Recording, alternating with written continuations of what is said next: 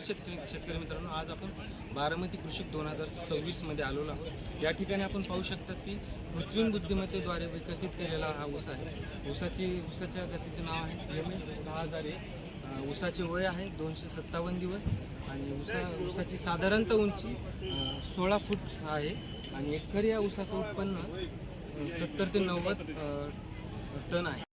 या कृत्रिम बुद्धिमत्तेद्वारे आपण ऊस शेतीमधील बऱ्यापैकी खर्च कमी करू शकतो।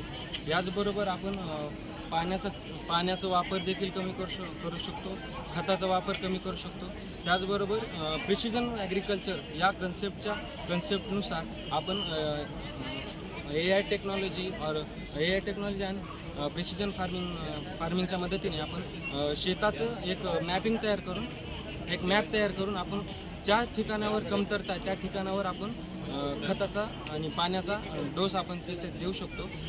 यामुळे आपला खर्च कमी होतो, याच वेळेची बचत होते शेतकऱ्याची आणि याचद्वारे आपण जिथे कीटकांचा प्रादुर्भाव मोठ्या प्रमाणात आहे ते आपण लवकरात लवकर आपल्याला डिटेक्ट होतं आणि त्याच ठिकाणी आपण पेस्टिसाईडचा आपण वापर करू शकतो। जेणेकरून आपला जो वायफळ खर्च किंवा अतिरिक्त जो खर्च आहे शेतीमधला तो बऱ्यापैकी आपण कमी करू शकतो।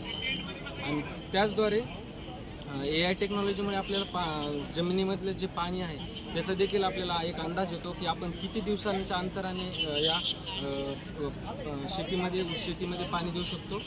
आणि त्याचबरोबर आपला पाण्याचा देखील जे इलेक्ट्रिसिटी त्याचाही खर्च आपला बऱ्यापैकी कमी होतो।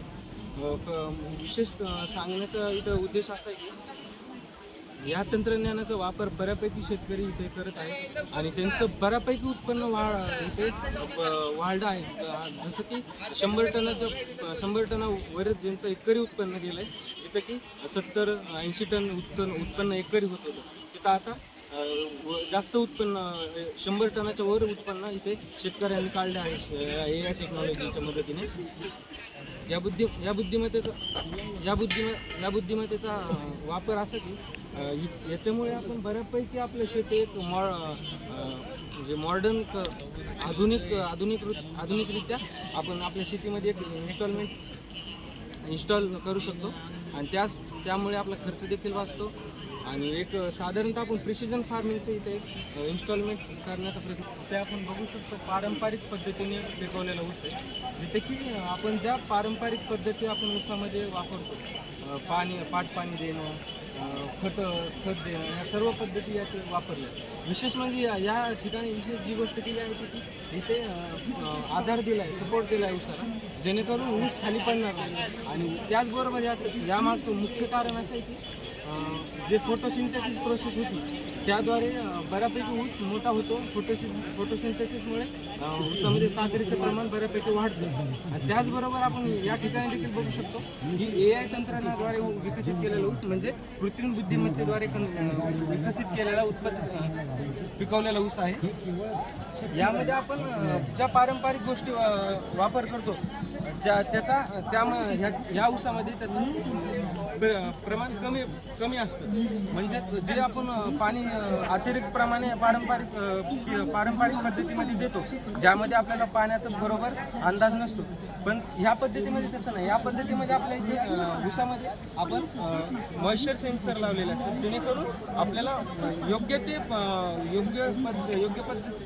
टाईम वेळेतच आपण पाण्याचा वापर इथे केला पाहिजे। अतिरिक्त पाणी देता कामा नये।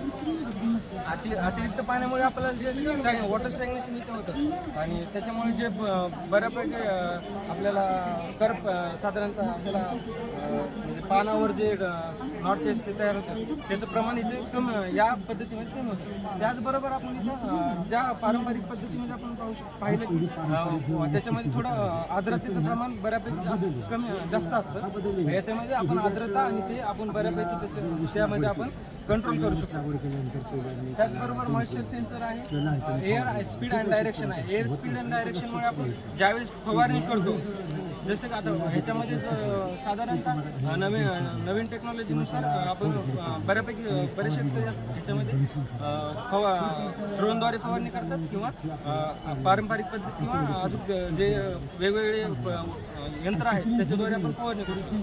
पण हे एअर स्पीड अँड डायरेक्शनच्या मदतीनुसार आपण असं करू शकतो, म्हणजे स्पीडचा वाऱ्याचा वेग आपल्याला कळतो. त्याचबरोबर आपण आपलं औषध देखील योग्य पद्धतीने आपण वापरू शकतो. त्याचबरोबर हवामान केंद्र म्हणजे वेदर स्टेशन आहे. वेदर स्टेशनमुळे आपल्याला भविष्यात जे बदल वातावरणात घडणार आहे त्याचा आधीच आपल्याला अंदाज येतो. त्यामुळे आपण जी पिकाची काळजी घ्यायला पाहिजे ते आपण आधीच घेऊ शकतो आणि आपल्या उत्पन्नामध्ये आपण वाढ घेऊ शकतो आणि आपलं नुकसान बऱ्यापैकी टाळण्याचा इथे प्रयत्न करू शकतो. त्याचबरोबर इथं पाण्याचा ओलावा जे आहे ते सेन्सर लिप मॉइश्चर त्यामध्ये आपण पाण्याच्या ओलावामुळे देखील आपल्याला जमिनीत किती प्रमाणात पाणी आहे याचा आपल्याला अंदाज येतो आणि त्यामुळे आपल्याला पाण्याचा एक साधारणतः वापर इथे आपण एक चांगल्या प्रकारे आपण करू शकतो. अतिरिक्त पाण्याचा वापर आपण इथे टाळू शकतो.